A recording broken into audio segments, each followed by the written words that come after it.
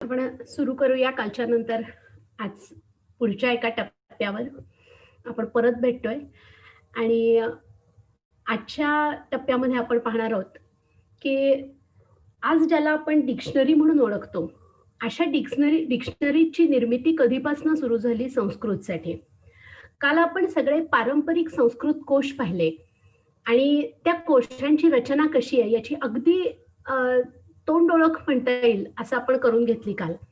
आणि आज मात्र आपण आधुनिक काळात आपण वापरत असलेल्या ज्या डिक्शनरीज आहेत, त्या कधीपासून म्हणजे साधारणपणे या 18व्या शतकामध्ये तयार व्हायला सुरुवात झाली आणि त्यातली पहिली जी डिक्शनरी ती 1817 साली प्रसिद्ध झालेली विल्सन्स डिक्शनरी आणि कॉलेज ऑफ फोर्ट विल्यम इथले जे पंडित लोक होते, या सगळ्यांना विनंती केली होती, की त्यांनी ही डिक्शनरी बनवण्यासाठी काम करावं आणि अनेकांच्या प्रयत्नातनं अशी ही पहिली डिक्शनरी निर्माण झाली. त्यानंतर कोश निर्माणाची प्रक्रिया ही काही शतकांमध्ये खूप प्रगत झालेली दिसते आणि सगळ्यात पहिल्यांदा असं लक्षात येतं, की एतद्देशीयांना या कोशांची कदाचित तितकीशी गरज नसेल. संस्कृतमध्येच असणारे कोश हे त्यांच्यासाठी कदाचित पुरेसे असू शकतील. पण परकीयांना जेव्हा इथली संस्कृती, इथली माणसं आणि इथलं वाङ्मय या गोष्टी समजून घ्यायच्या होत्या, तेव्हा मात्र त्यांना या सगळ्याची नितांत गरज वाटत होती आणि त्या गरजेतून ह्या ज्या डिक्शनरी सुरुवातीला तयार झाल्या, या सगळ्या आपल्या लक्षात येईल, की ह्या परकीयांनी बनवलेल्या डिक्शनरीज आहेत. आणि यामध्ये आणखीन एक प्रसिद्ध असणारी डिक्शनरी, की जिचा आकार खूप मोठा आहे, ती म्हणजे संस्कृत व्योटर बुक. ही किंवा पीटर्सबर्ग व्योटर बुक म्हणून ही ओळखली जाते. ही संस्कृत आणि जर्मन या भाषांमधली डिक्शनरी आहे. संस्कृत शब्दांचे जर्मनमध्ये दिलेले अर्थ याच्यामध्ये आहेत आणि ब्योथलिंक आणि रोठ या दोघांनी ही बनवली. 1855 ते 1875 इतकी वर्ष हा डिक्शनरी बनवायचा कार्यक्रम यांचा चालला होता. 7 खंड याचे प्रकाशित झाले आणि या 7 खंडामध्ये अ, खूप भरपूर माहिती याच्यामध्ये दिलेली आहे. भरपूर शब्दांचा अ, अंतर्भाव याच्यामध्ये केलेला आहे. या डिक्शनरीचं वैशिष्ट्य असं, की याच्या 3ऱ्या, 5व्या आणि 7व्या अशा खंडांना शेवटी परिशिष्ट जोडली आहेत. डिक्शनरी तयार करण्याची जी प्रक्रिया आहे, ती अशी आहे, की एकदा सुरू केल्यानंतर अनेक वेळा नंतर काही असे शब्द येतात, की अरे हा आधीच्या शब्दामध्येच यायला हवा होता. आणि हे बऱ्याच डिक्शनरीजना होतं. त्यामुळे पुढच्या ज्या एडिशन्स येतात त्याच्यामध्ये त्याचा अंतर्भाव केला जातो.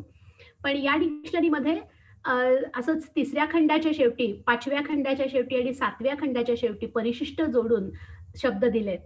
अनेक वेळा असं होतं, की एखादा शब्द आपल्याला मूळ डिक्शनरीमध्ये दिसला नाही त्याच्या जागेवर, की तो कुठे शोधायचा? तर त्यासाठी हे आपल्याला माहिती उपयोगी पडू शकते. आज आपल्याला अनेक डिक्शनरीज, अनेक कोशांची माहिती घ्यायची आहे. त्याच्यामध्ये विश्वकोशात्मक असे सुद्धा खूप कोश आहेत. एन्सायक्लोपीडिया म्हणजे डिक्शनरी म्हणजे सामान्यपणे शब्द, त्याचा अर्थ आणि त्याचं उपयोजन कसं करायचं त्या शब्दाचं, तो शब्द वापरताना भाषेमध्ये कसा वापरायचा, याविषयीची माहिती सामान्यपणे दिलेली असेल असा आपल्याला अंदाज असतो. पण काही डिक्शनरी ह्या एखाद्या संकल्पनेची माहिती देतात आणि त्यांना आपण विश्वकोशात्मक कोश किंवा एन्सायक्लोपीडियाज असं आपण म्हणतो. ती संकल्पना चहुअंगाने स्पष्ट करण्याचं काम ती डिक्शनरी करत असते. आणि अशा डिक्शनरीज ज्या आहेत त्यांचीही माहिती आज आपण घेणार आहोत वेगवेगळ्या विषयांमधल्या. आणि सुरुवात करत असताना आपण ज्या कालक्रमाने त्या निर्माण झाल्या तशा पद्धतीनं पाहतोय म्हणून आपण पीटर्सबर्ग व्योटर बुकची थोडक्यात माहिती घेतली. अ, याचाच यामध्ये मुख्य कोशामध्ये न आलेल्या काही शब्दांसाठी नाट्रेग म्हणजे त्याला त्याचं छोटं भावंड एक पाठीमागून येणारी डिक्शनरी अशी एक बनवली गेली आणि त्याचाच आणखीन एक भाग, की ज्याच्यामध्ये या मुख्य डिक्शनरीत न आलेले शब्द आहेत, गुर्जर फासून त्याला म्हणतात, तो पुढचा भाग. अशा प्रकारे हे इतक्या खंडांमध्ये विभागली गेलेली अशी ही डिक्शनरी आहे. त्यानंतर इथल्याची सालं तुम्ही बघितलीत तर तुमच्या लक्षात येईल, की 1855 ते 75 या काळामध्ये या डिक्शनरीचं काम चालू होतं. पीटर्सबर्ग वॉटरबुकचं.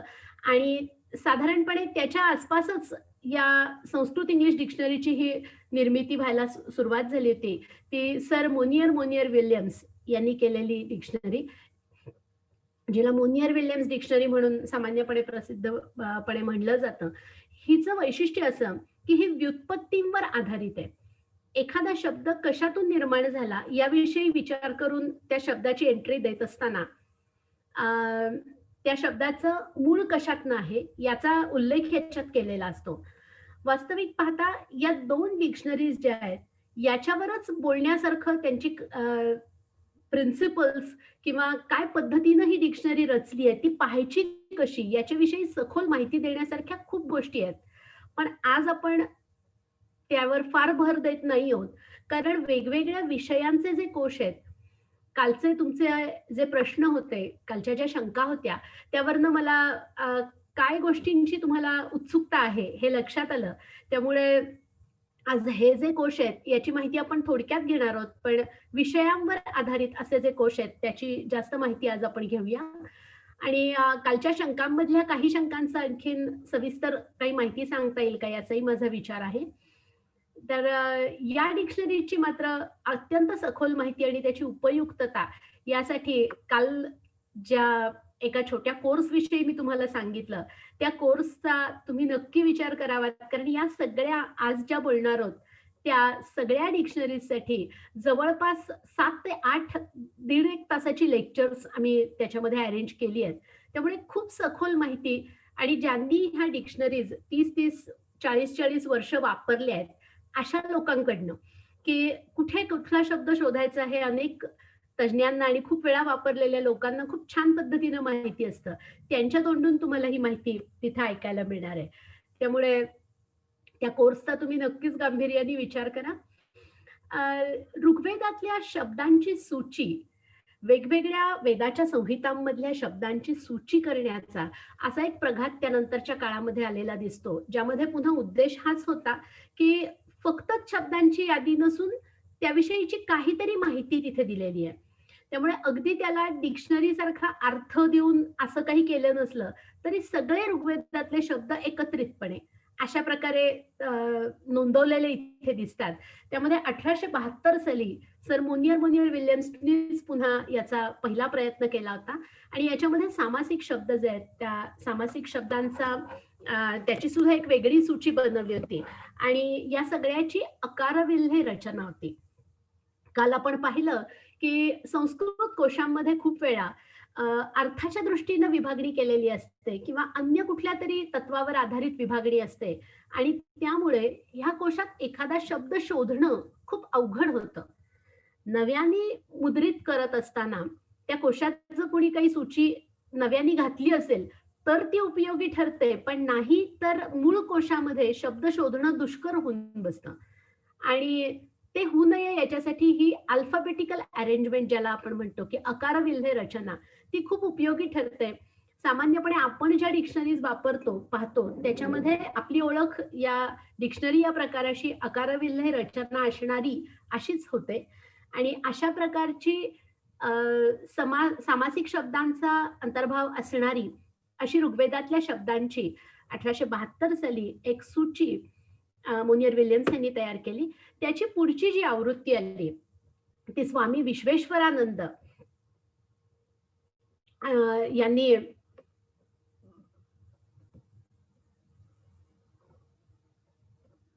स्वामी विश्वेश्वरानंद आणि स्वामी नित्यानंद यांनी त्यानंतर 1908 साली याची दुसरी आवृत्ती काढली आणि a complete alphabetical index of all the words in the Rigveda असं त्याचं त्या पुढच्या त्यांच्या आवृत्तीचं त्यांनी नाव दिलं. त्यानंतर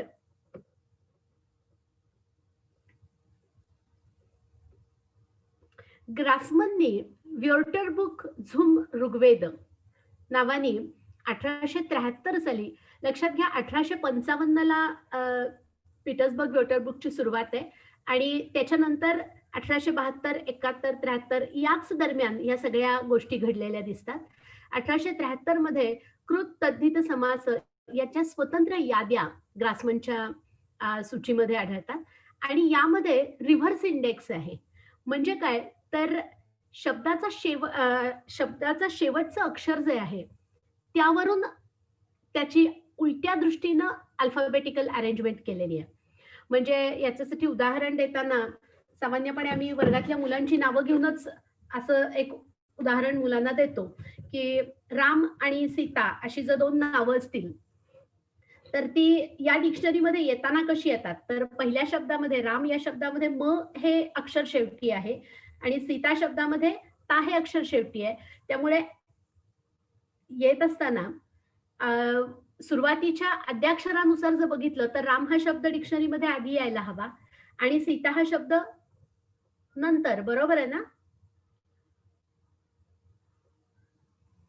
मला वाटतं इंटरॅक्टिव्ह सेशन थोडंसं व्हायला हरकत नाही. त्यामुळे मला ह्या 38 लोकांपैकी किती जण खरे उपस्थित आहेत तेही लक्षात येईल. यातला कुठला शब्द आधी यायला हवा? रुचिता?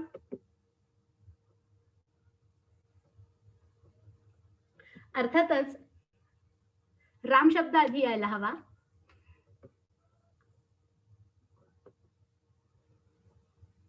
आणि सीता हा शब्द त्यानंतर येणार. पण जर रिव्हर्स इंडेक्स असेल, तर त्यामध्ये आधी सीता हा शब्द येईल कारण त्याच्या शेवटी ता हा शब्द आहे तिथे हे अक्षर आलंय. तर अशी ग्रासमननी विपरीत सूची इथे दिलेली होती आणि ग्रासमनच्या या डिक्शनरी नंतर यजुर्वेदातल्या शब्दांची सूची ही पण आपल्याला केलेली आढळते. ती स्वामी विश्वेश्वरानंद आणि स्वामी नित्यानंद यांनीच पुन्हा केलेली आहे 1908 साली. यातही बघा स्वामी विश्वेश्वरानंद आणि स्वामी नित्यानंद यांनी 4ही वेदांच्या शब्दांच्या सूची बनवल्या. पण त्यातही पुढे गेल्यावरती आपल्याला आणखीन एक गोष्ट कळेल, की त्या प्रसिद्ध होताना मात्र ज्या वेदाला सामान्यपणे शेवटी गणलं जातं, त्याची सूची ही आधी प्रसिद्ध झाली. यजुर्वेदातल्या शब्दांची पंडित परशुराम शास्त्रींनी ही एक सूची प्रसिद्ध केली, जी 1930 साली प्रसिद्ध झाली आणि हिला वर्ल्ड इंडेक्स ऑफ तैत्तिरीय संहिता या नावाने जे भांडारकर ओरिएंटल रिसर्च इन्स्टिट्यूट आहे, त्यांनी प्रसिद्ध केलं. त्याच्यानंतर सायमन्स इंडेक्स ऑफ व्हर्बोरम हा 1912 साली प्रसिद्ध झाला. तोही यजुर्वेदातल्याच शब्दांची सूची अशा स्वरूपाचा आहे. सामवेदातल्या शब्दांची सूची a complete index of the words in Samaveda या नावाने स्वामी विश्वेश्वरानंद आणि स्वामी नित्यानंद यांनी पुन्हा इथे त्यांनी सामवेदाच्या कौथुम शाखेचा विचार केलेला दिसतो आणि त्या शाखेला अनुसरून अशी ही एक यादी त्यांनी प्रसिद्ध केली. अथर्ववेदातल्या शौनकीय संहितेच्या शब्दांची सूची ही व्हिटनेनी इंडेक्स व्हर्बोरम नावाने प्रसिद्ध केली 1881 साली. त्यामुळे ही आधी झाली आणि स्वामी एस.पी. पंडित यांनी हीच अथर्ववेदातल्या शब्दांची सूची 1898 ला प्रसिद्ध केली आणि विश्वेश्वरानंद आणि नित्यानंद यांनी 1907 ला ही अथर्ववेदातल्या शब्दांची सूची प्रसिद्ध केली. याशिवाय वैदिक शब्दांसाठीच्या अन्यही काही सूची किंवा वैदिक वाङ्मयाशी संबंधित अशा अन्यही काही सूची आहेत, ज्याच्यामध्ये जॅकोब्स अ कन्कॉर्डन्स टू प्रिन्सिपल उपनिषद्स आणि भगवद्गीता नावाची 1891 ला प्रसिद्ध झालेली एक सूची आहे, ज्यामध्ये उपनिषदातली काही वाक्य, मुख्य उपनिषदातली काही वाक्य आणि भगवद्गीतेतली काही वाक्य असं त्यांनी एकत्रितपणे छापलं. ब्लूमफिल्ड्स अ वैदिक कन्कॉर्डन्स या नावाने 1906 साली प्रसिद्ध झालेल्या पाद इंडेक्समध्ये असंख्य गोष्टी वेगवेगळ्या ठिकाणी ज्या आलेल्या आहेत त्या आपल्याला एकत्रित पाहायला मिळतात.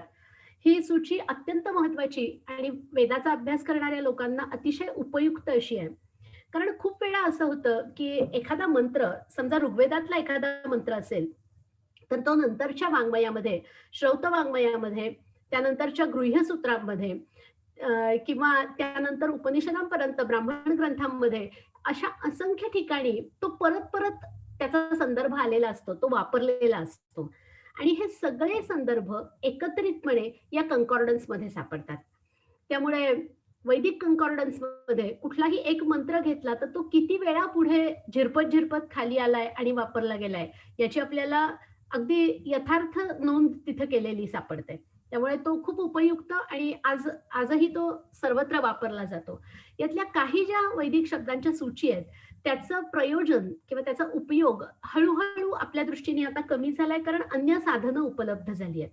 पण ज्या काळात या प्रसिद्ध झाल्या, तेव्हा अन्य कुठलीही साधनं नसताना त्याचं महत्त्व खूप मोठं होतं. तर त्या करणं हे सुद्धा खूप आव्हानाचं काम होतं. हा जो वैदिक कन्कॉर्डन्स आहे, हा मात्र आजही तितकाच उपयुक्त ठरतो. मॅकडोनल आणि कीथ यांनी बनवलेला वैदिक index of names and subjects हा 1912 साली प्रसिद्ध झालेला ग्रंथ हा सुद्धा अत्यंत उपयुक्त आहे आणि आजही वापरला जातो. 15 ब्राह्मण ग्रंथांवर आधारित असा हंसराजाज वैदिक कोश नावाने 1926 साली हा हे अ, ही एक सूची वेगळी प्रसिद्ध झाली. त्यानंतर वाचस्पत्यम या कोशाविषयी आता आपण खूप नको बघूया. 1873 ते 84 साली तो प्रसिद्ध बनला आणि पंडित तारानाथ यांनी तो बनवला. इतपत माहिती आता आपण बघूया. पण एक आधुनिक प्रकारचा कोश, पण तरीही मोनोलिंग्वल कोश हे याचं वैशिष्ट्य आहे. आणि असा हा कोश त्या काळामध्ये बऱ्याच इतर गोष्टी आणि अमरकोशापासूनच्या सगळ्या कोशांची उद्धरणं देऊन एखाद्या शब्दाचा अर्थ सांगण्याचं काम हा वाचस्पत्यम हा कोश करत होता. तो आजही वापरला जातो. अ, त्यानंतर येते ती व्ही.एस. आपटे यांची 1890 ला प्रसिद्ध झालेली प्रॅक्टिकल संस्कृत इंग्लिश डिक्शनरी. या डिक्शनरीचं वैशिष्ट्य असं, की तिच्या शेवटी वेगवेगळ्या गोष्टींची माहिती देणारी अशी परिशिष्ट आहेत आणि या परिशिष्टांकडे फार कमी वेळा वाचकांचं लक्ष जातं. बऱ्याच वेळा आमच्याकडे शिकवताना आम्ही विद्यार्थ्यांना यावर आधारित अशी एक असाइनमेंट करायला देतो. तर बऱ्याचदा आपण डिक्शनरी वापरतो, पण त्याची जी इंट्रोडक्शन असते किंवा त्याचा सुरुवातीचा भाग जो असतो किंवा शेवटचा भाग जो असतो, त्याकडे आपलं पटकन लक्ष जात नाही. आपण सामान्यपणे पहिल्यांदा परकी भाषा म्हणून इंग्रजी शिकायला घेतो 5वीत असताना किंवा हल्लीच्या मुलांना थोडं अलीकडे. पण तेव्हा आपण इंग्लिशची ऑक्सफर्ड इंग्लिश डिक्शनरी हाताळायला सुरुवात करतो. संस्कृतशी संपर्क आल्यानंतर पुन्हा संस्कृतसाठी असणाऱ्या काही डिक्शनरीज आपण वापरतो. पण त्याच्या शेवटी काय दिलंय किंवा सुरुवातीला काय दिलंय इकडे फारसं लक्ष जात नाही. खरं तर जी काही माहिती त्या कोशाविषयीची मिळते, त्या कोशाच्या काय पद्धतीनं, काय उद्देशानं आणि कसा तो बनवलाय याची जी काही माहिती मिळते, ही सगळी त्या सुरुवातीच्या भागामध्ये अ, त्या लेक्सिकोग्राफरनी, कोशकर्त्यांनी विशद करून सांगितलेली असते आणि त्या व्यतिरिक्त, त्या शब्दांच्या अर्थाव्यतिरिक्त किंवा मुख्य गाभ्याव्यतिरिक्त जे काही त्या कोशकर्त्याला सांगायचं असतं, ते सगळं त्यांनी त्या परिशिष्टांच्या स्वरूपात जोडलेलं असतं. आपटे डिक्शनरीला असणारी जी परिशिष्ट आहेत, त्याच्यामध्ये छंद, वृत्त, वेगवेगळ्या संस्कृत लेखकांचा काळ कुठला, ग्रंथांची वेगवेगळ्या ग्रंथांची माहिती त्याच्यामध्ये दिली आहे. कोणी कुठले ग्रंथ रचले. त्याच्यानंतर वेगवेगळ्या भौगोलिक ठिकाणांची माहिती त्याच्यामध्ये दिली आहे. म्हणजे उदाहरणार्थ एखादा आता ऋष्यमुख पर्वत आहे. तर हा ऋष्यमुख पर्वताचा उल्लेख रामायणामध्ये आपण वाचलेला असतो. हा नेमका कुठला? तर आज अनागोंदी नावाच्या गावापासनं तुंगभद्रा नदीच्या काठावर या अनागोंदी गावापासनं एक 8 किलोमीटरवर एक पर्वत आहे. तो पर्वत म्हणजे आपल्याला रामायणात ज्याचं वर्णन ऋष्यमुख म्हणून आहे तो पर्वत. वास्तविक पाहता ही अत्यंत रंजक अशी माहिती असते. याचबरोबर त्याच्यामध्ये लौकिक न्याय पण आहे.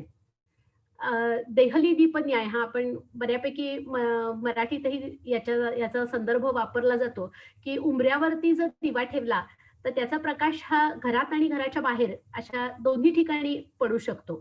तर अशा प्रकारचे जे लौकिक न्याय आहेत, या असंख्य न्यायांची माहिती देणारं असं एक परिशिष्ट त्याच्यामध्ये आहे. आणि ही खूप इंटरेस्टिंग अशी परिशिष्ट या अ, आपटे डिक्शनरीचं वैशिष्ट्य ठरू शकतात.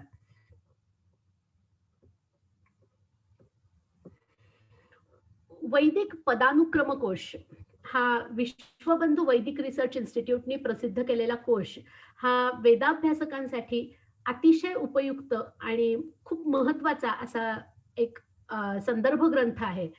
हा 5 खंडामध्ये असला तरी एकंदरीत 16 भागात हा विभागला आहे. कारण सगळ्यात प्रथम संहिता, आणि त्या संहितेच्या मध्ये आलेल्या सर्व शब्दांची सूची नुसती न देता त्याचा सगळ्याचा संदर्भ दिलाय, की तो शब्द कुठे आलाय. तर उदाहरणार्थ अग्नी हा शब्द आपण घेतला, तर अ, तो संहितेमध्ये कुठे-कुठे आलाय याचे सगळ्याचे संदर्भ दिलेले असतात. कुठल्या संहितेत, कुठल्या शाखेच्या कुठल्या संहितेमध्ये तो आलाय याचा थेट संदर्भ तिथे दिलेला असतो. या व्यतिरिक्त संहिता, ब्राह्मण, उपनिषद, वेदांग याचे 4 विभाग तर आहेतच, 4 खंड याचे आहेतच. पण त्या व्यतिरिक्त एक जनरल इंडेक्स, एक सामान्य सूची यांनी दिली आहे, ज्याच्यामध्ये अ, एकच शब्द आता अग्नी हा शब्द अर्थातच या 4ही ग्रंथांमध्ये आलेला असणार आहे, की संहिता, ब्राह्मण, उपनिषद आणि वेदांग. मग सामान्य जो सामान्य जी सूची आहे, त्या सूचीमध्ये 1, 2, 3, 4 असं 4ही ठिकाणी तो आल्यामुळे 1, 2, 3, 4 असे आकडे दिलेले असतात. एखादा शब्द समजा अग्निपरिणयन हा शब्द फक्तच श्रौतामध्ये आलाय. तर वेदांग म्हणजे 3 वेदांग म्हणजे 4 हा 4 आकडा फक्त त्या शब्दासमोर लिहिलेला असतो सामान्य सूचीमध्ये आणि त्यावरनं कळतं, की फक्त वेदांगात हा शब्द आलाय. त्यामुळे वेदांगाशी रिलेटेड वेदांगाची माहिती देणारा अशी जी सूची आहे त्याच्यामध्ये तुम्ही शोधलात, तर तो नेमका कुठल्या श्रौताच्या ग्रंथामध्ये आलाय, हे तुम्हाला लगेच लक्षात येतं. अ, याच कोशामध्ये विपरीत मगाशी जसं आपण पाहिलं तसा तो रिव्हर्स इंडेक्स हा सुद्धा इथे दिलाय. तोही खूप मदतनीस ठरतो अनेक वेळा शब्द शोधण्यासाठी. 425 अशा वैदिक ग्रंथांचा आढावा घेऊन हे विश्वबंधूंनी हा कोश बनवलाय. अ, याच्यामध्ये ग्रांथिक संदर्भ तर दिले आहेतच, की ह्या शब्दाचा आढळ कुठे-कुठे आहे. पण त्याचबरोबर व्युत्पत्ती, ध्वनी, स्वर, व्याकरण या विषयावर खूप महत्त्वपूर्ण अशा टिपा त्यांनी प्रत्येक कोशाच्या पानावरती तळटिप्पेमध्ये दिल्या आहेत. आणि ही तळटिप्पेतली माहिती ज्या प्रकल्पामध्ये मी काम करते, त्या प्रकल्पामध्ये वापरत असताना किंवा एखाद्या शब्दाचं स्थान ठरवत असताना, त्याची जागा ठरवून त्याचा अर्थ निश्चिती करत असताना, या सगळ्या गोष्टी अतिशय महत्त्वाच्या ठरतात. वेदाभ्यासासाठी उपयुक्त असणारे असे इतर कोश अ, श्रौतकोश हा श्रौतकोश या नावाने प्रसिद्ध असणारा एक कोश हा इंग्रजी आणि संस्कृत या दोन्ही भाषांमध्ये उपलब्ध आहे.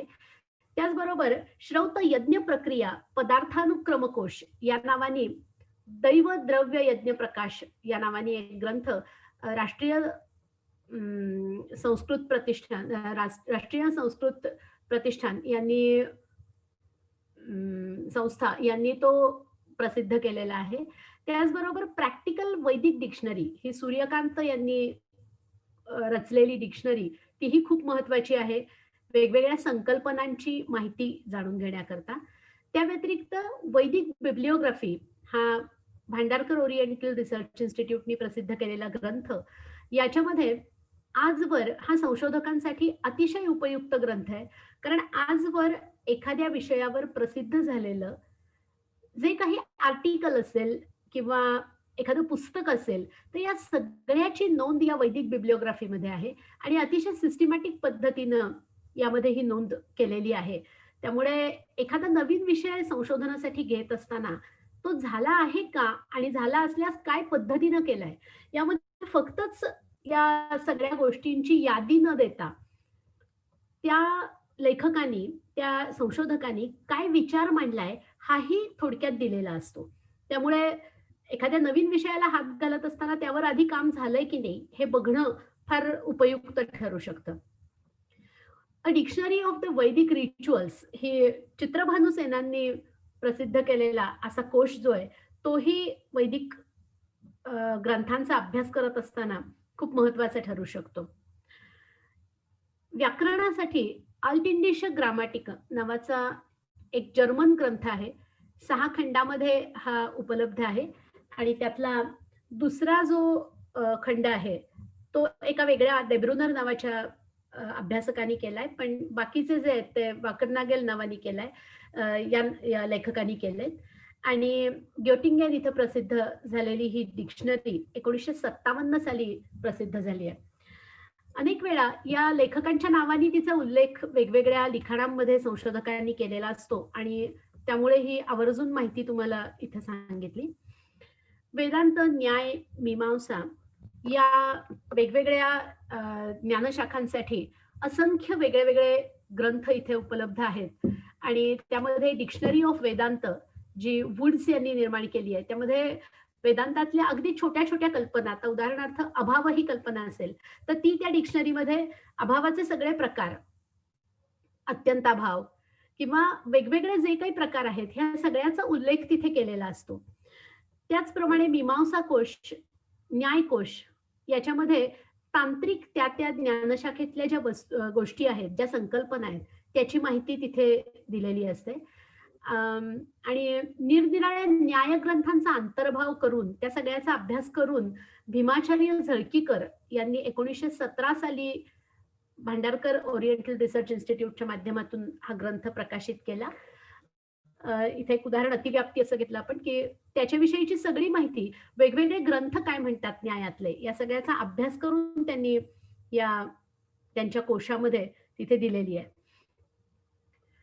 हा एक वेगळा योगकोश आणि सूची नावाचा एक संस्कृत इंग्रजी असा हा कोश खूपच उपयुक्त ठरू शकतो असा आहे. 1975 साली या योगकोशाची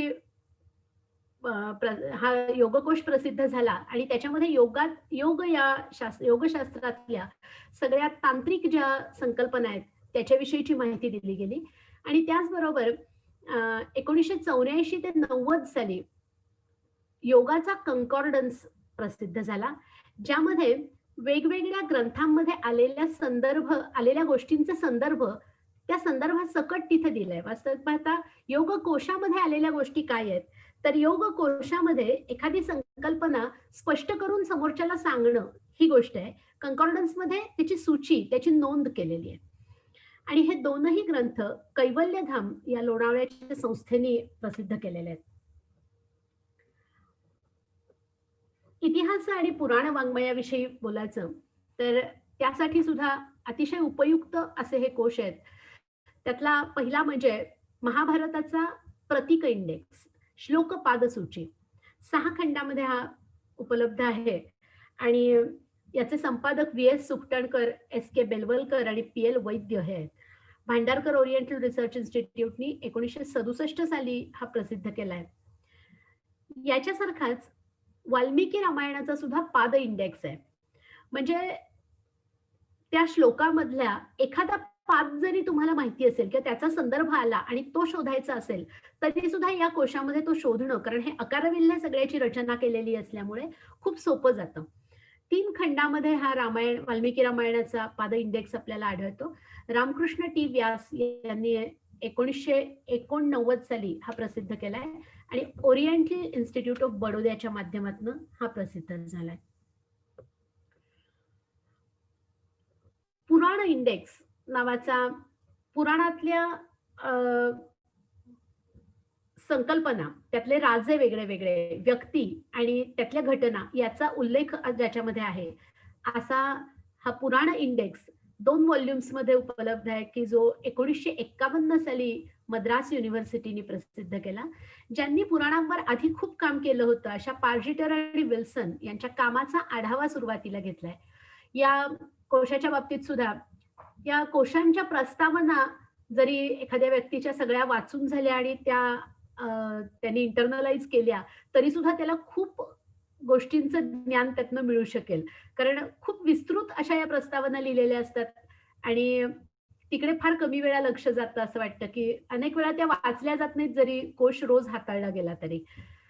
या पुराण इंडेक्समध्ये भागवत पुराण, ब्रह्मांड पुराण, मत्स्य पुराण, वायू पुराण आणि विष्णू पुराण याच पुराणांचा जरी अंतर्भाव केलेला असला, त्याच पुराणांचा विचार केला असला, तरी 18 पुराण आणि उपपुराण याचा उल्लेख, त्यावर पूर्वी झालेलं काम, या सगळ्याचा सविस्तर आढावा त्याच्या इंट्रोडक्शन मध्ये आपल्याला घेतलेला आढळतो.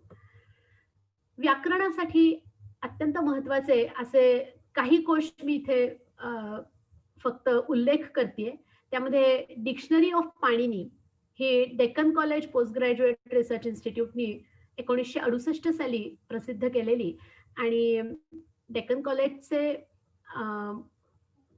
पूर्वीचे डायरेक्टर आणि तिथे चालू असणाऱ्या डिक्शनरी प्रकल्पाचे जे ज्यांनी त्या डिक्शनरी प्रकल्पाला सुरुवात केली, तर असे सुमित्रा मंगेश कत्रे यांनी ही डिक्शनरी ऑफ पाणिनी याची निर्मिती केली आहे आणि यामध्ये पाणिनींनी उल्लेख केलेले शब्द आणि तो शब्द सिद्ध होण्यासाठी अष्टाध्यायीतली जी सूत्र लागतात, त्या सूत्रांची माहिती इथे दिली आहे. आणि याचप्रमाणे भर्तृहरीच्या वाक्यपदी याची सुद्धा सूची प्रसिद्ध झाली आहे, जी 1992 साली ईस्टर्न बुक लिंकर्स यांनी प्रसिद्ध केली आहे. ही प्राध्यापिका सरोजा भाटे आणि यशोधरा कर यांनी ही रचलेली आहे.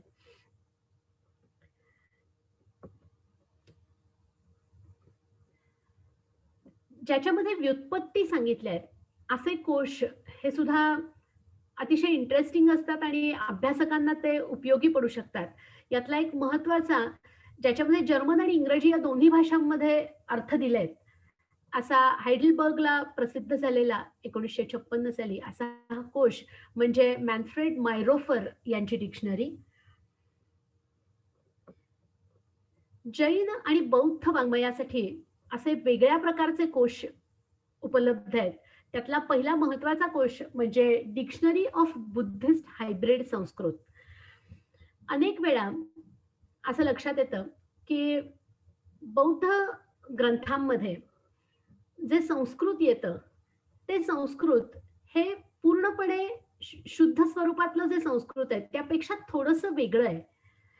तर ते वेगळं म्हणजे त्या संस्कृतसाठी सुद्धा एक वेगळं ग्रामर, एक वेगळं व्याकरण त्याच्यासाठी उपयोगी पडतं आणि त्या व्याकरणासाठी या डिक्शनरी ऑफ बुद्धिस्ट हायब्रिड संस्कृतचा संपूर्णपणे पहिला खंड हा त्यासाठी समर्पित आहे, की हे व्याकरण नेमकं कसं चालतं आणि कशा पद्धतीनं रचना, संस्कृत वाटणारा शब्द बदलत असताना त्याच्यामध्ये काय बदल होतात आणि तो कशा पद्धतीनं या व्याकरणात दिसतो याची उकल करण्यासाठी हा पहिला व्हॉल्यूम मधलं व्याकरण हे उपयोगी ठरतं. कुठलेही बौद्ध ग्रंथ की जे संस्कृतमध्ये आहेत, ते वाचत असताना त्यामध्ये अनेक वेळा मिसळण झालेली आढळते. शुद्ध संस्कृत शब्दांव्यतिरिक्त इतरही शब्द आलेले असतात. ते शब्द जाणून घेणं, त्याचा अर्थ समजून घेणं यासाठी या डिक्शनरीचा खूप उपयोग होतो. आणि 1970 साली मोतीलाल बनारसीदास यांनी प्रसिद्ध केलेली अशी ही जी डिक्शनरी आहे, ही अन्यत्र कितपत वापरली जाते मला कल्पना नाही. पण ही डेक्कन कॉलेजमधल्या डिक्शनरी प्रकल्पामध्ये फार सर्रास ही वापरली जाते. त्याचसारखी ही दुसरी डिक्शनरी म्हणजे जैन लक्षणावली. यामध्ये जैन तत्वज्ञानातल्या वेगळ्या वेगळ्या संकल्पनांचा हा कोश आहे. 2 खंडामध्ये हा प्रसिद्ध झालेला आहे आणि मूळ पुस्तकातली किंवा प्राकृत उद्धरणं ही सुद्धा त्याच्यामध्ये आहेत, जशी संस्कृत उद्धरणं आहेत आणि ती संकल्पना समजून सांगण्याकरता म्हणून ही खूप उपयोगी ठरते, की एखाद्या शब्दाचा अर्थ लावत असताना त्या शब्दाच्या मागे नेमकी जैन तत्वज्ञानाच्या दृष्टीने काय संकल्पना आहे, हे फार सहज या डिक्शनरीच्या सहाय्याने लक्षात येतं. साहित्य आणि नाट्यशास्त्र यासाठी जे अनेक कोश उपलब्ध आहेत, त्यामध्ये भरतकोश, या भरतकोशामध्ये टेक्निकल टर्म्स आणि त्याच्या व्याख्या ह्या सगळ्या एकत्रित केलेल्या असतात. काल कोणीतरी संगीतावर एक प्रश्न विचारला होता, की संगीतासाठीचा कोश आहे का? तर संस्कृत कोश काल आपण पाहत होतो, त्यामध्ये संगीतासाठीचा वेगळा असा कोश मी तुम्हाला काल म्हटलं तसं हस्तलिखित स्वरूपात आहे, पण प्रसिद्ध झालेला नाही. पण हा जो भरतकोश आहे, यामध्ये मात्र संगीतावरची सगळी पुस्तकं आणि नाट्यशास्त्रावरची सगळी पुस्तकं याचा आढावा घेऊन असा हा भरतकोश तयार झालाय. रामकृष्ण कवी यांनी तो संपादित केलाय आणि 1951 साली हा ग्रंथ प्रकाशित झालाय. नाट्यशास्त्र विश्वकोश हा एक अतिशय वैशिष्ट्यपूर्ण कोश जो प्राध्यापक राधावल्लभ त्रिपाठी यांनी स्वतः लिहिलाय आणि 1912 साली प्रसिद्ध झालेल्या या कोशामध्ये सुरुवातीचा जो त्याचा भाग आहे, त्या इंट्रोडक्टरी भागामध्ये त्यांनी पाश्चात्य नाट्य, पाश्चात्यांची नाट्यविषयक भूमिका आणि सर्व नाटककार आपापल्या परीनं काय म्हणतात आणि त्याचा भरताच्या नाट्यशास्त्राशी कसा संबंध जोडता येतो, हे अतिशय सविस्तर आणि त्याच्या पहिल्या खंडामध्ये खूपसा भाग त्यांनी अतिशय विस्तृतपणे याच्यावर चर्चा केली आहे आणि नाट्यशास्त्रावर काम करणाऱ्या कुठल्याही व्यक्तीने तो वाचल्याशिवाय त्याला काही करणं अवघडच आहे. इतका तो छान पद्धतीने लिहिला आहे, की त्या नाट्यशास्त्राकडे बघायची 360 अंशातनं अशी एक परिपूर्ण दृष्टी माणसाला नक्की मिळेल, असा तो पहिला भाग आहे, पहिला खंड आहे.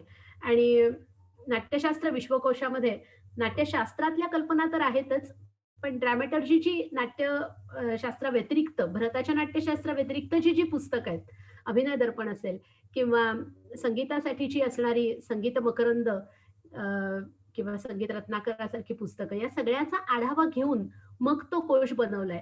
त्यामुळे अत्यंत परिपूर्ण कोश आहे आणि परत एकदा मी तुम्हाला डेक्कन कॉलेजमध्ये होणाऱ्या कोर्सविषयी सांगेन, की त्या कोर्समध्ये आम्ही शक्यतो हे कोश बनवणाऱ्या लोकांपैकी कुणी येऊ शकेल का?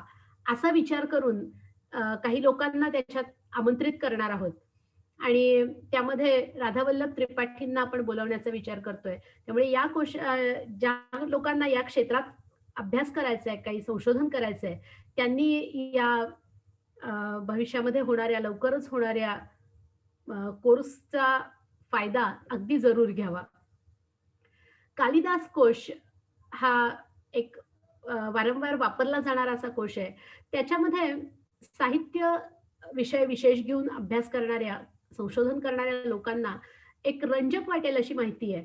ती म्हणजे हा आत्ता तरी एक कोश आमच्याकडे असा आहे, डेक्कन कॉलेजमध्ये वापरला जातो, की जो पूर्वी कुणीतरी 1966 साली तो कोश बनवला आणि तो टाइप केला आणि तशाच पद्धतीनं तो आहे आणि आम्ही वापरतो. त्याच्यामध्ये एखादा शब्द कालिदासाच्या वाङ्मयात कुठे-कुठे आलाय एवढीच नोंद आहे.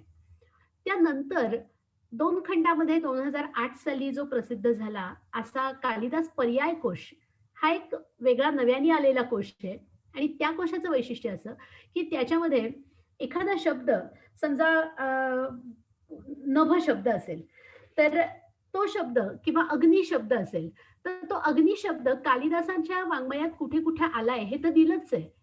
पण त्याला पर्याय म्हणून कालिदासांनी काय-काय शब्द वापरलेत? तर त्यांनी अनल शब्द वापरलाय का? किंवा पावक शब्द वापरलाय का? तर असे सगळे शब्द सुद्धा नोंदवून त्यांनी ढगासाठी काय-काय शब्द वापरलेत. तर मग ते सर्व शब्द एकत्रित करून ते प्रत्येक शब्द कुठे आलाय अशी ती सूची आहे. त्यामुळे कुठल्यातरी एखाद्या विशिष्ट कल्पनेवर जर कुणाला काम करायचं असेल, तर त्यांना हा कालिदासाच्या वाङ्मयामध्ये आलेल्या सगळ्या संदर्भांचं एकत्रित त्यांना ते उपलब्ध होतील आणि संशोधकाचा वेळ वाचेल. त्यामुळे यासाठी अतिशय उपयुक्त असा हा कालिदासाचा कोश आहे. यापुढेही आपल्याला काही कोश बघायचे आहेत. त्यातल्या काही कोशांचा आपण धावता आढावा घेऊया. त्यातली एक म्हणजे हे डिक्शनरी ऑफ संस्कृत पोएटिक्स, ज्याचं नागेंद्र यांनी संपादन केलंय, असं हे पुस्तक. यामध्ये काव्य आणि नाटकातली उद्धरणं त्यांनी दिली आहेत आणि ती देऊन तांत्रिक शब्द आणि संकल्पना स्पष्ट केल्या आहेत, की वेगवेगळ्या नाटकांमध्ये आलेल्या रंगसूचनांपासून प्रत्यक्ष श्लोक अशा सगळ्याची उद्धरणं त्यांनी त्यांच्या कोशामध्ये घेतली आहेत. त्यामुळे वाङ्मयाचा अभ्यास करणाऱ्या लोकांना हे खूप उपयोगी ठरू शकेल. डिक्शनरी ऑफ आर्किटेक्चर हा एक 2 परिशिष्ट असणारा आणि असा 3-4 व्हॉल्यूम्समध्ये आलेला, 3-4 खंडांमध्ये असणारा असा हा ग्रंथ, की ज्याच्यामध्ये वास्तुविशारदांसाठी तांत्रिक संकल्पनांचं स्पष्टीकरण दिलंय. याच्यामध्ये जुने वास्तुविशारद कोण-कोण होते आणि या विषयावरचे जुने ग्रंथ काय, याची सुद्धा एक यादी तिथे केलेली आढळते.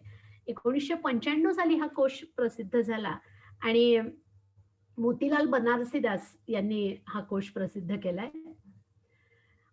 अत्यंत उपयुक्त असं कार्ल पॉटर यांचं 1983 साली प्रसिद्ध झालेला 3 खंडातला हा एन्सायक्लोपीडिया ऑफ इंडियन फिलॉसॉफीज हा ग्रंथ, त्याच्या पहिल्या खंडामध्ये जी काही संदर्भ सूची आहे, ती संदर्भ सूची कुठल्याही संशोधकाला, त्याला वेदांतात काम करायचं असू दे, सांख्यात करायचं असू दे, न्यायात करायचं असू दे, त्याला ती सूची वाचल्याशिवाय त्याला नेमकं काय-काय लागणार आहे, त्याची बिब्लिओग्राफी बनवणं, हे सुरुवातीला जे करायचं काम असतं संशोधकांनी, ते त्याला करणं अवघड होईल.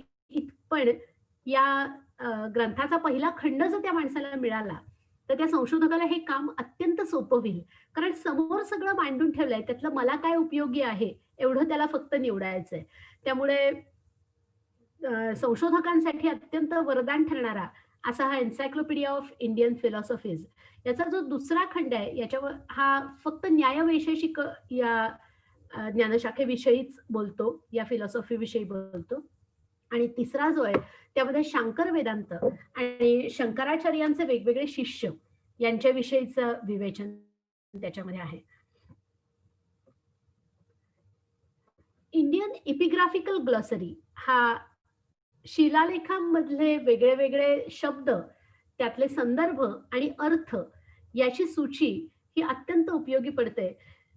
एपिग्राफ्समध्ये, शिलालेखांमध्ये जर कुणाला विशेष करून काम करायचं असेल, तर एपिग्राफिका इंडिकाचे व्हॉल्यूम्स तर आहेतच, की ज्यामध्ये प्रत्यक्ष शिलालेख आणि त्या शिलालेखांचं काहींचं भाषांतर, ते कुठे आढळले याच्याविषयीची माहिती दिलेली आहे.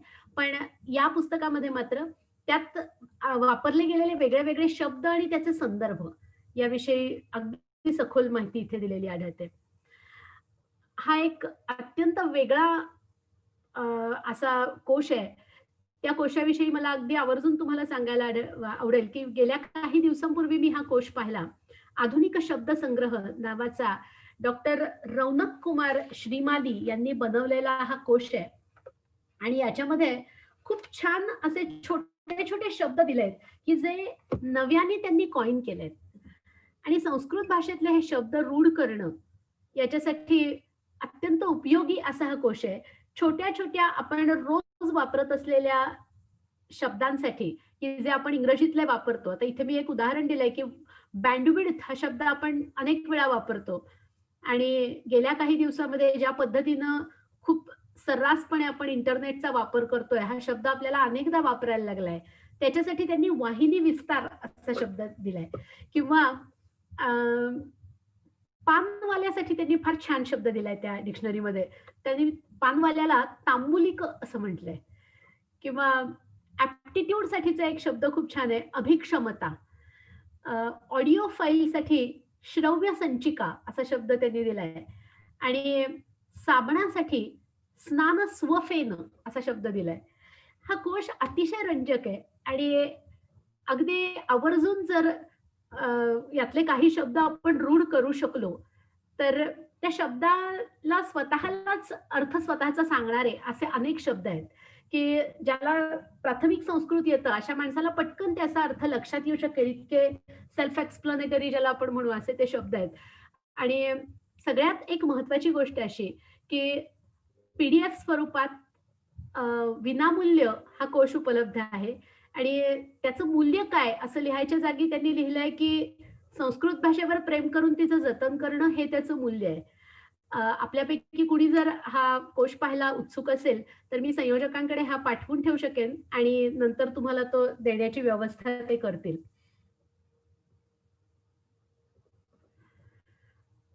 यानंतर डेक्कन कॉलेजमध्ये जो कोश बनवला जातो, तर त्या कोशाविषयी मी अगदी थोडक्यात माहिती सांगणार आहे.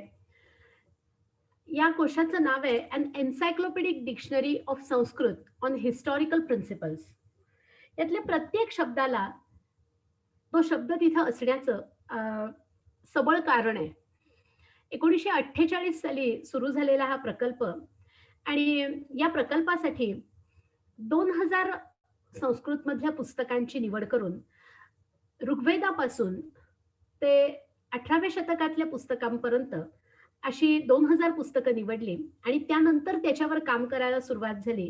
ते अख्खं वाङ्मय त्या ठिकाणी वाचलं गेलं. वेगवेगळ्या शास्त्रींनी ते वाचलं आणि त्यातल्या शब्दांची निवड करून त्या प्रत्येक शब्दांच्या अशा छोट्या स्लिपा बनवल्या आणि या सगळ्या स्लिपा एकत्र असणारं असं स्क्रिप्टोरियम हे तयार करण्यासाठी जवळपास 25 वर्ष लागली.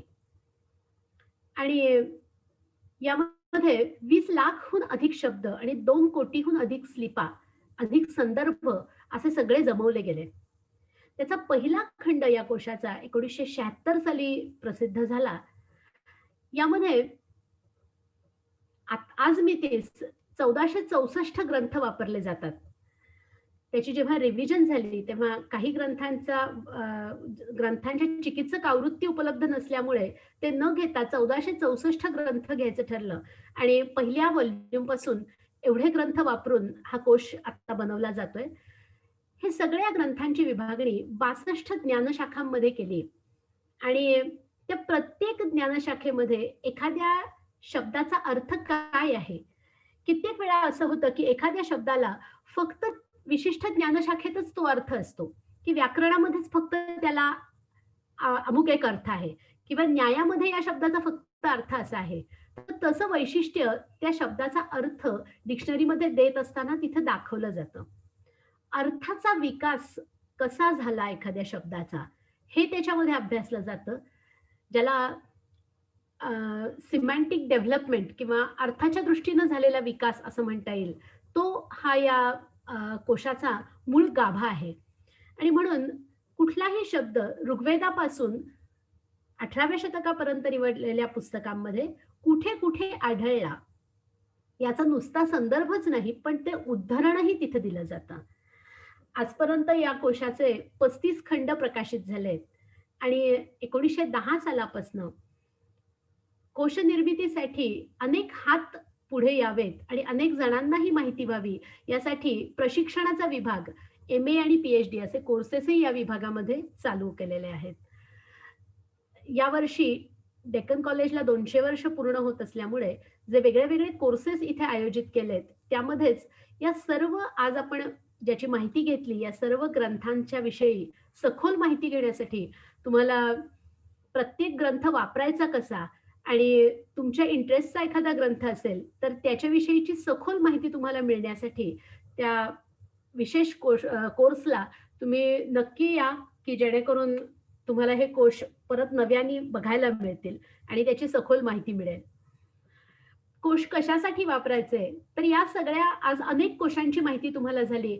काल असं लक्षात आलं, की वेगवेगळ्या विषयांमध्ये इंटरेस्ट असणारे अनेक लोकं आहेत. त्यांना त्यांच्या विषयाशी संबंधित माहिती आणि तीही कशी माहिती? तर अत्यंत विश्वासार्ह अशी माहिती, संशोधित अशी माहिती ही त्यांना कोशामध्ये मिळू शकते आणि म्हणून हे कोश संशोधकाला खूप उपयोगी पडू शकतात. कारण त्याचे श्रम वाचतात अत्यंत कमी वेळेमध्ये आणि खूप सहजपणे त्याला ही माहिती मिळते. नव्या बदलत्या जमान्यामध्ये असंख्य गोष्टी ह्या इंटरनेटवरही उपलब्ध आहेत. पण कुठला कोश आपल्याला लागणार आहे, हे समजण्यासाठी आपल्याला काय निवडायला हवं किंवा कुठे माहिती शोधायची, हे सुद्धा कळणं महत्वाचं आहे आणि त्यासाठी तुम्हाला या व्याख्यानाचा थोडाफार उपयोग जरी झाला, तरी मला असं वाटतं, की ही व्याख्यान मला सफल झाली असं म्हणता येऊ शकेल.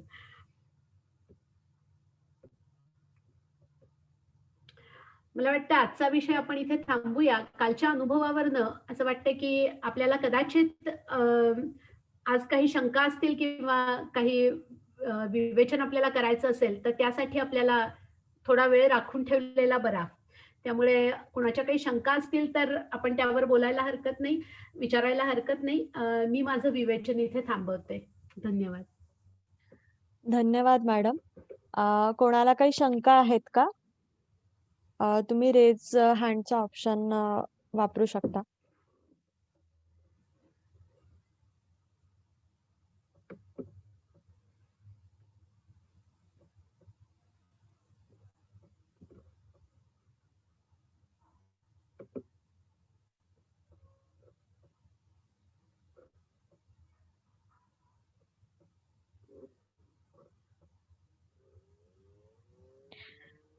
देशमुख सर, तुम्हाला अनम्यूट केलंय. नमस्कार. नमस्कार. माझ्या एक माहिती आणि एक शंका अशा पद्धतीने आहे. हां, विचारा. मला वाटतं त्रिस्कंद कोशाचा उल्लेख झालाय का नाही मला माहिती नाही, कारण थोडंसं उशिरा 21 एक मिनिटं मला उशीर झाला होता. तर कुठल्या कोशाचा? आयुर्वेदीय त्रिस्कंद कोश.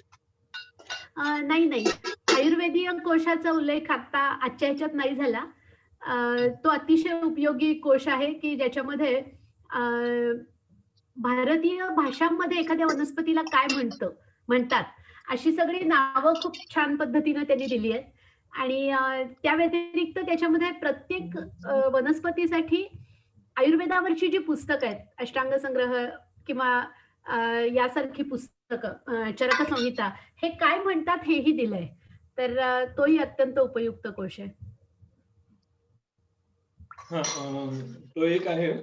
आणि आयुर्वेदीय त्रिस्कंद कोश म्हणून जो टिळक महाराष्ट्र विद्यापीठाने प्रकाशित केलेला आहे, बरं. त्याच्यामध्ये आयुर्वेदाचे जे तीन स्कंद आहेत, हेतू, लिंग आणि औषध, याच्यावरनं आधारित तो हे आहे. म्हणजे तो आयुर्वेदीय अभ्यासकांना खूपच उपयुक्त आहे. उपयुक्त आहे. त्याच्यामध्ये चरक सुश्रुत पाणबट आणि अष्टांग संग्रह अशा 4 ग्रंथांचं त्याच्यामध्ये अंतर्भाव. दुसरं म्हणजे अच्छा. एक शंका मला हां. तुमचा आवाज येत नाही.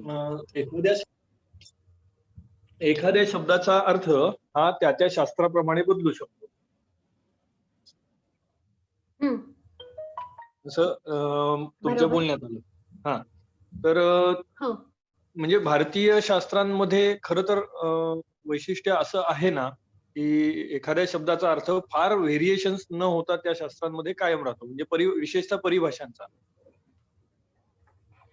परिभाषांचा राहतो. फक्त काही शब्द असे असतात, की त्या काही ठिकाणी, मी आता 1-2 मिनिटं मी एखादं उदाहरण तुम्हाला आठवून सांगते, की त्या शब्दाला त्या ठिकाणी वेगळा अर्थ असू शकतो. कॉन्टेक्स्ट नुसार अर्थ घेणं हा वेगळा विषय आहे. पण परिभाषा बरोबर. म्हणून पण नाही, परिभाषा म्हणून असणारे शब्द, शास्त्रीय शब्द वेगळे. त्या व्यतिरिक्त कधी-कधी असं आढळतं, की एखाद्या शब्दाला एखादा अर्थ फक्त जैन टेक्स्टमध्येच आढळतो. असं कधी-कधी आढळतं. आत्ताच एक एंट्री अशा टाइपची झाली होती, की ज्याच्यामध्ये सगळे जैन ग्रंथच होते. अभिग्रस्त किंवा असा काहीतरी शब्द होता, की त्या शब्दासाठी तपसाधना किंवा शरीराला त्रास देऊन एखादं तप घेणं, तप करणं किंवा एखादं व्रत घेणं, असा अर्थ हा फक्त जैन ग्रंथांमध्येच आढळत होता. तर त्यामुळे असं जेव्हा सिच्युएशन येते, तेव्हा त्याला एक विशिष्ट ज्ञानशाखेतच त्याचा असा अर्थ आहे, असं टॅग लावला जातो. तोच शब्द महाभारतातही होता, पण तिथे मात्र त्याचा अर्थ वेगळा होता किंवा अन्य कुठेतरी आलेला होता, पण तिथे त्याचा अर्थ वेगळा होता. आणि जैन ग्रंथांमध्ये मात्र त्याचा तप किंवा अशा टाइपचा अर्थ होता.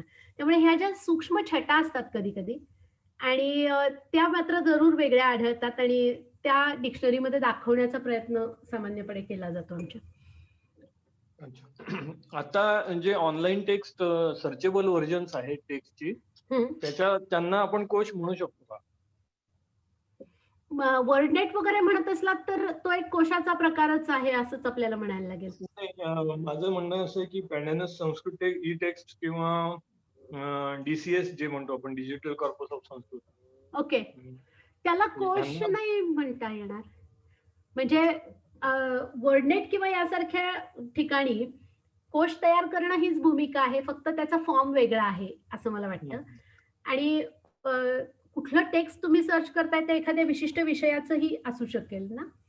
नाही, त्यामुळे याच्यामध्ये सगळी टेक्स्ट आहेत आणि ती ई फॉर्मॅट मध्ये असल्यामुळे आपण एखादा टिपिकल शब्द जर टाईप केला तर तो सगळ्या टेक्स्ट मधनं आपल्याला ओके. हा, आलं लक्षात. म्हणजे मी मगाशी जसं म्हटलं की सगळीकडचे संदर्भ काढले जातात, तर तसं त्याला आपण सूची म्हणू शकतो. कारण त्याचे आढळ फक्त कुठे कुठे आहेत ते आपल्याला कळेल. तुम्ही म्हणताय त्या ह्याच्यामध्ये, बरोबर आहे. पण त्याचं अनालिसिस करणं किंवा अर्थ हे करणं यासाठी आपल्याला काहीतरी आधार लागणार. त्यामुळे त्याला कोश एक वेळ म्हणता येईल, पण डिक्शनरी ज्या कन्व्हेन्शननी आपण शब्द वापरतो तसं नाही म्हणता येणार.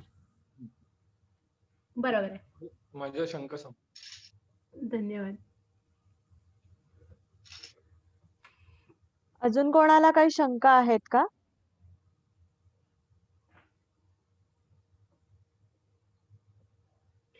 काल कोणीतरी संगीतावरचा कोश विचारला होता. त्यांना भरतकोश आणि याची माहिती लक्षात आली आहे ना आज?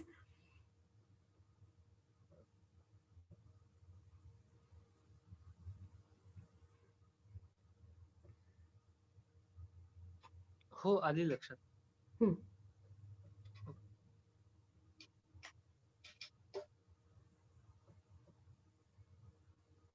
अजून कोणाला काही शंका?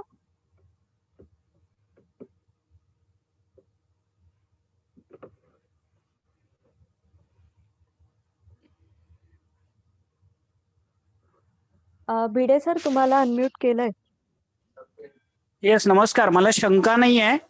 प्रज्ञा मॅडमना धन्यवाद द्यायचे आहेत खूप माहितीपूर्ण हे सत्र घेतल्याबद्दल. अतिशय कमी वेळात तुम्ही Thank you, पुष्कळ प्रसाद. माहिती आम्हाला दिलीत सगळ्यांना. हो, तो आज जरा धावता आढावा असं झालं, हो, कारण हो. खूप गोष्टी होत्या आणि त्या सगळ्यावर बोलणं अवघड व्हायला हो, लागलं, असं बरोबर. झालं. पण तुम्ही विशेषतः म्हणजे सब्जेक्ट स्पेसिफिक जे कोर्स घेतलेत सगळे, हां, ती फारच छान माहिती मिळाली. आणि आणखी एक अशी विनंती करायची होती तुम्हाला, की तुम्ही ज्या कोर्स विषयी म्हणताय, हां, हां. तर त्याची जर का आम्हाला माहिती मिळाली तर विद्यार्थ्यांपर्यंत पोहोचवता येईल ते. अगदी, अगदी. मी व्यक्तिशः तुम्हाला ती पाठवायची पण व्यवस्था करेन आणि चालेल. आमच्या वेबसाईटवरती साधारणपणे एक 8-10 तारखेला जानेवारीच्या वेबसाईटवर अपडेट होईलच ती माहिती. तर ओके. त्यामुळे तो खरंच खूप उपयुक्त आहे आणि सगळ्यात महत्त्वाचं म्हणजे आता आपण ऑनलाईन करू शकत असल्यामुळे ना, खूप बरोबर, जणांना त्याचा फायदा घेता येईल आपली जागा न सोडता. बरोबर. त्यामुळे अगदी आवर्जून करावा. ग्रामॅटिकल ट्रॅडिशन्सचा पण आपण एक करतोय कोर्स वेगळा डेक्कन कॉलेजमध्ये. ओके. तर तोही खूप इंटरेस्टिंग आहे आणि अनेकांना उपयोगी होणार आहे. Yes. Thank you very much madam. Thank you so much.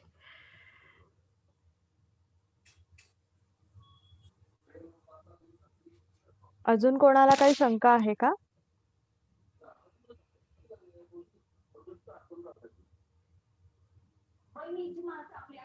Madam, course बद्दल खूपच विचारणा होतीये, तर तुम्ही त्याची माहिती आमच्यापैकी कोणाकडे तरी पाठवाल का?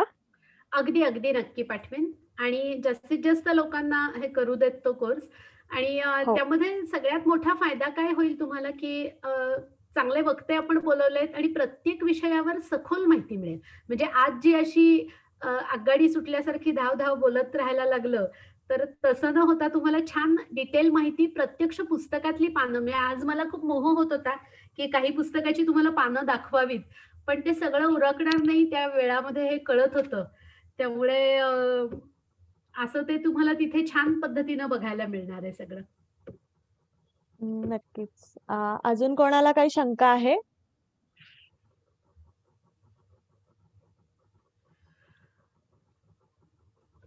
पुढची शंका येण्यापूर्वी एक माझ्याकडनं निवेदन आहे. मी एक YouTube चॅनल चालू केलाय आणि त्याच्यामध्ये उद्देश असा आहे, की संशोधक म्हणून आपण अनेक गोष्टी वाचत असतो, पाहत असतो आणि खूप वेळा त्याचा सामान्य माणसाच्या जगण्या-वागण्याशी संबंध जुळवणं, हे लोकांना माहितीच नसतं, की असं काहीतरी आपल्याकडे वाचनात आलेलं आहे किंवा माहिती आहे आणि आपल्याला सोप्या शब्दात ते लोकांपर्यंत पोहोचवता येईल का त्यांच्या भाषेत, या उद्देशाने मी चालू केलाय. मी इथे त्याची लिंक डिस्प्ले केली आहे आणि हे आज रिलीज झालेल्या एपिसोडची आहे ती. चंदन गाभा नावानी हा चॅनल आहे. तर एक विनंती आहे, की तुम्ही पहा, तुमच्या काही सजेशन्स असतील, काही फीडबॅक असेल, काही विषय त्याच्यावर ऐकायला आवडणार असेल, तर मला आवर्जून कळवा आणि संशोधनाधारित असंच ते असावं, असा माझा आग्रह आहे. त्याच्यामुळे संस्कृतशी संबंधित संशोधन करणाऱ्या लोकांकडचा फीडबॅक हा मला नक्कीच खूप महत्त्वाचा असणार आहे. नक्कीच मॅडम. येस, सामंत, तुम्हाला अनम्यूट केलेलं आहे.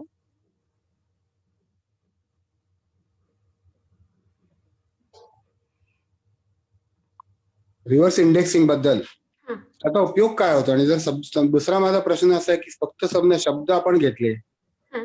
आणि त्यांचं इंडेक्सिंग केलं तर त्याचा उपयोग अभ्यासकांना किंवा वाचकांना कुठला होतो?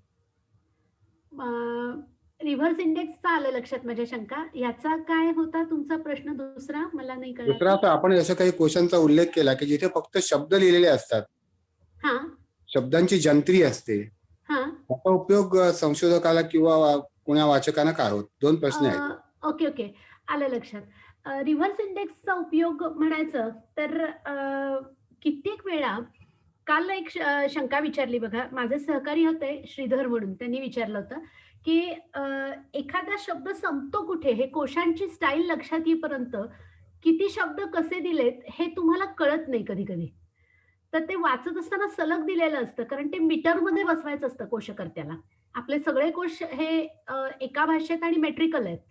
तर त्यामुळे तो शब्द तुटतो कुठे, थांबतो कुठे हे लक्षात येत नाही. तर कधी-कधी रिव्हर्स इंडेक्स सारख्या गोष्टी त्यालाही आपल्याला मदत करू शकतात. आणि शब्दांच्या सूचीचा उपयोग म्हणाल तर काल मी एक उल्लेख दिलं होतं, की उल्लेख केला होता, की मी एक मांजरावरती लेख लिहिला होता संशोधनात्मक.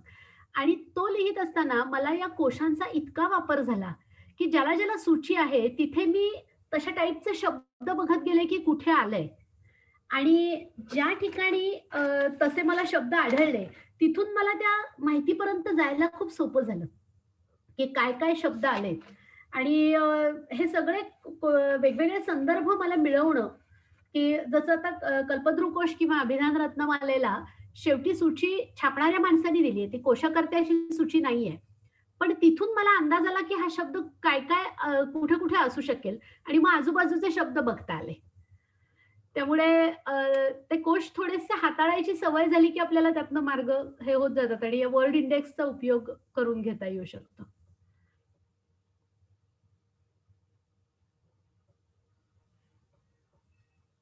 अजून कोणाला काही शंका?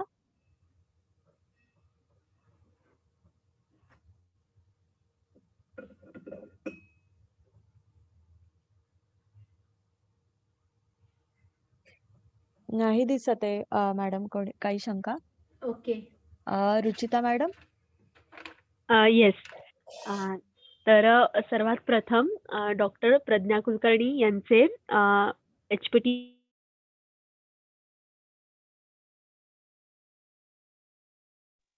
हॅलो रुचिता मॅडम, तुमचा आवाज नाही येते.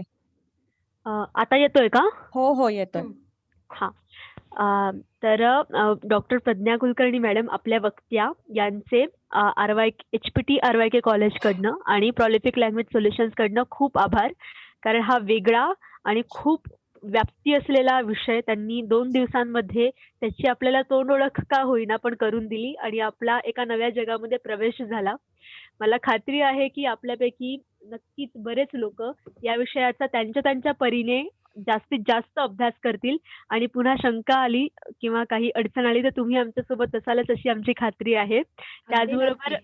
त्याचबरोबर मॅडमनी ज्या 2 कोर्सेस बद्दल आपल्याला सांगितलेलं आहे, त्या कोर्सेसला पण ज्यांना शक्य आहे त्यांनी जरूर जॉइन व्हावं आणि या विषयाची त्याच्यामध्ये आपल्याला अजून जास्त माहिती मिळेल. डॉक्टर लीना हुंदरगेकर मॅडमचे खूप जास्त आभार. त्या एचपीटी डिपार्टमेंटच्या संस्कृत विभागाच्या प्रमुख आहेत. त्यांच्या आधाराबद्दल, त्यांच्या सपोर्टबद्दल त्यांचे आभार. त्याचबरोबर ही ज्या लिंकवर आपण जॉइन होतो आहोत, ही लिंक ज्यांनी उपलब्ध करून दिली ते तन्मय भोळे सर, श्रीधर ज्योतिर्वास्तूचे तन्मय भोळे सर यांचे पण आपण आभार मानूया. आणि सर्वात शेवटी तुम्हाला सर्वांना सांगायची गोष्ट अशी की आपली ही व्याख्यानमाला अशी अविरत सुरू राहणारच आहे. जानेवारीमध्ये तुम्हाला हे नाव सर्वांना कदाचित परिचित असेलच. डॉक्टर विनया क्षीरसागर मॅडमचं आपण व्याख्यान ठेवलेलं आहे. तर त्याही व्याख्यानाला त्याचा विषय आणि त्याची तारीख वगैरे हे सगळे डिटेल्स लवकरच तुमच्यापर्यंत पोहोचवण्यात येतील आणि त्याही व्याख्यानाला तुम्ही भरभरून प्रतिसाद द्या. या व्याख्यानाचं जे रेकॉर्डिंग आहे किंवा याआधी झालेल्या ज्या व्याख्यानांचे रेकॉर्डिंग्ज आहेत ते आपल्या अक्षरब्रह्म व्याख्यानमाला या YouTube चॅनेलवरती उपलब्ध असतील.